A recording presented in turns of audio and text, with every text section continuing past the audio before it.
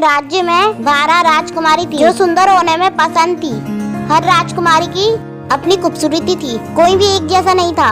राजा राजकुमारियों को पढ़ाने में बहुत सख्त थे। उन्होंने अपने बच्चों को कढ़ाई और सिलाई सीखने के लिए मजबूर किया, वे विषय जो लड़कियों के लिए अप्युक्त माना जाता है। राजकुमारियों, आज के लिए इतना काफी है। अपने कमरे में जाओ, सिलाई सीखना जारी रखो। तुम लड़कियों को ऐसी चीजें जानना जरूरी है। भोजन के अलावा लगभग हर समय राजकुमारियों को अपने कमरे में ही रहना पड़ता था, उन्हें कहीं जाने की इजाजत नहीं थी। मेरी बेटियां अभी शादी की उम्र की होने लगी हैं, वे सभी खूबसूरत हैं। समय आने पर कहीं रईस राजकुमार हाथ मांगने के लिए राजा को विशेष करके नृत्य से नफरत थी, इसलिए उसने अपने बच्चों को नृत्य सीखने की अनुमति नहीं दी। लेकिन इस सती ने सभी राजकुमारियों को घुटन का एहसास कराया। वे हमेशा सीमा से बाहर निकलना चाहती और नृत्य या पेंटिंग जैसे अपने शौक के बारे में तरीकों की तलाश करने लगी। ये क्या है? क्या मैंने आपको नाचने में रोक नहीं लगाई थी? पिताजी ये जूते से सिर्फ गलती में फटे थे, हमने उन्हें सिलाई का अभ्यास करने के लिए इस्तेमाल किया था।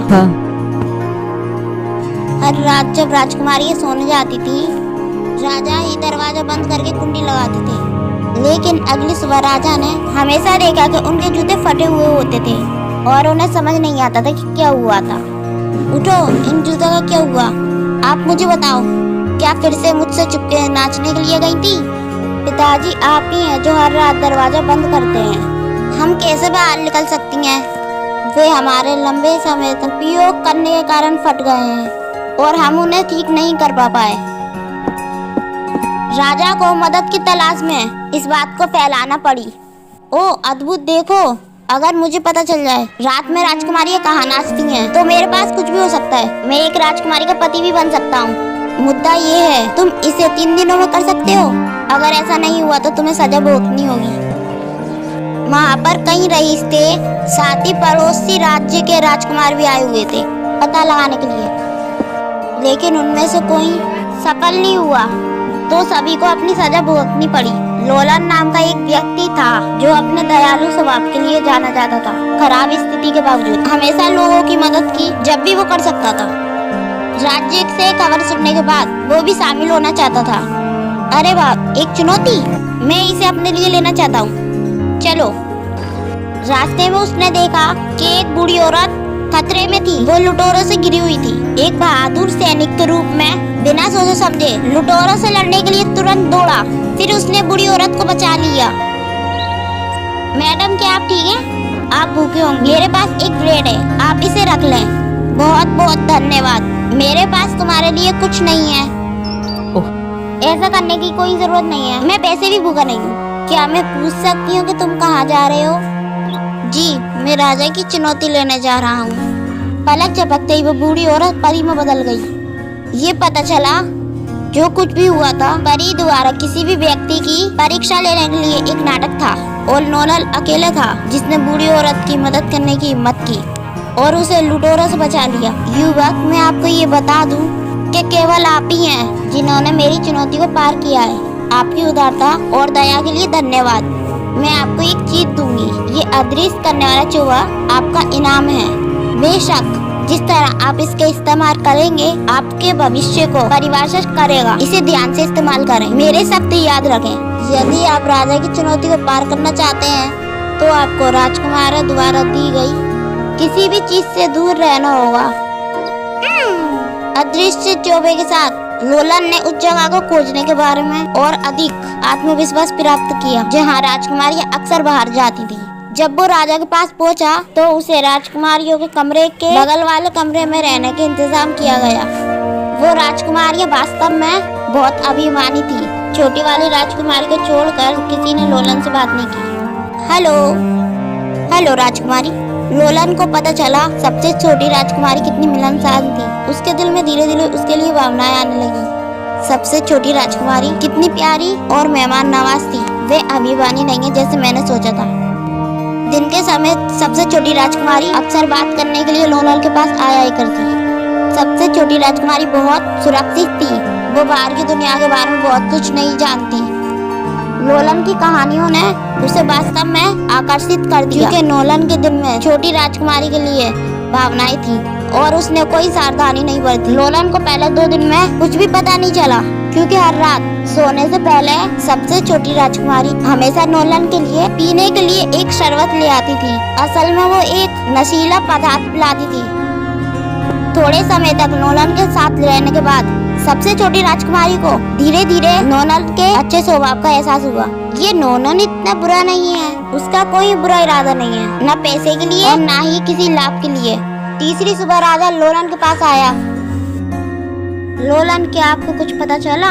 याद रखें, आज आखिरी दिन है। यदि आपके पास कोई खबर नहीं हुई तो आपको मार दिया जाएगा। मेरा समय बर्बाद करने की कोशिश ना करें। हाँ। मेरे शब्द याद रखें। यदि आप राजा की चुनौती को पार करना चाहते हैं तो आपको राजकुमारी द्वारा दी गई किसी भी चीज से दूर रहना होगा। उस रात भी सबसे छोटी राजकुमारी फिर से नोलन के यहाँ पहुंची और एक शरबत लेके आई। ओ लोलन, ये आखिरी रात है। मैं आशा के रूप में ये शरबत लाई हूँ। लोलन ने शरबत को पकड़ो और पी लिया। ऐसा लग रहा था कि वो नशे में है। वो अपनी आंखें और नहीं खोल पा रहा था। राजकुमारी ने देखा कि लोलन सो रहा है और वो धीरे से अपने कमरे में चली गई। क्या मुझे ऐसा करना चाहिए? क्या होगा अगर? वैसे भी मैं अपनी बहनों को धोखा नहीं दे सकती। कल सुबह ज्यादा से ज्यादा पिताजी से उसे माफ करने के लिए कहूँगी। हालांकि वो सोच भी नहीं सकती थी कि जैसे ही वो कमरे से बाहर निकली, लोलन उठ चुका था। उसने अपने मुंह से शरबत थूक दिया और अपना अदृश्य चोगा पहन लिया और उसके पीछे चले गया। राजकुमारी के कमरे में गया। लोलन हैरान हो गया जब उसने सबसे बड़ी राजकुमारी अजीब हरकतें करते हुए देखा और जमीन के नीचे एक सुरंग दिखाई दी। लोलन ने तुरंत राजकुमारियों को पीछे किया। तब उसने पाया बाहर राजकुमारियां गुप्त बगीचे में गुप्त मार्ग से जा रही थी। चांदी के पत्तों से सजाया गया रास्ता बहुत खूबसूरत था। बहन, मुझे लग रहा है कि कोई हमारा पीछा कर रहा है। चलो, ये आपको पहली बार नहीं है ना? हमारा रहस्य का पता कौन लगा सकता है? ओह, क्या आप नोलन नाम के आदमी की चिंता कर रही हैं? कुछ समय बाद उनका पीछा करते हुए नोलन को जमीन के नीचे एक शानदार बगीचा दिखा। एक मधुर गीत गूंज उठा। राजकुमारियों ने एक एक करके लकड़ी के फर्श पे कदम रखा और आत्मविश्वास से नाचती हुई दिखाई दी। मधुर ध्वनि सुनकर लोलन को चोगा गिराने और राजकुमारियों के साथ नाचने की इच्छा हुई। ये पता चला कि 12 राजकुमारियां हर रात यहाँ नृत्य का अभ्यास करने आती थी। हाँ बहनों, सुबह होने वाली है। हमें वापिस जाना होगा या नोलन को पता चल जाएगा। हाँ, महल में वापसी के दौरान लोलन ने बहनों से एक कदम आगे रहने की कोशिश की। वो वापस अपने कमरे में चला गया, अपना चोगा उतार दिया और पिछली रात की तरह खर्राटे लेते हुए बिस्तर पर सो गया। देखो, आपने सुना उसके खर्राटे? क्या आपको और चिंता करने की जरूरत है? अगली सुबह राजा ने 12 राजकुमारियों और नोलन को महल में बुलाया। क्या हुआ नोलन, तुमने उस जगह का पता लगा लिया जहाँ कल रात मेरी बेटियों ने कदम रखा था? राजकुमारियां हंस पड़ी। उन्हें विश्वास था कि नोलन दूसरे की तरह असफल होगा, लेकिन चीजें वैसी जैसा उन्होंने सोचा था।